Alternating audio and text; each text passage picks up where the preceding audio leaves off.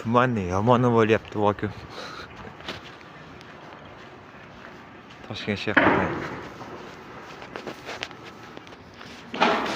2022-yilda yani Namanganda ishlagan paytim bu hokazo bu tuman. Tepada turgan payti 9-10 etaj payti past ko'rinmas edi.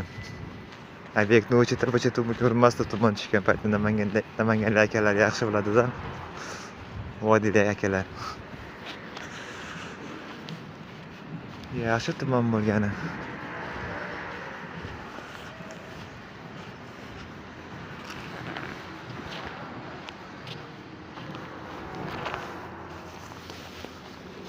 IQR ma'lumotiga ko'ra, ya'ni Toshkent shahri 31-o'ringa tushdi.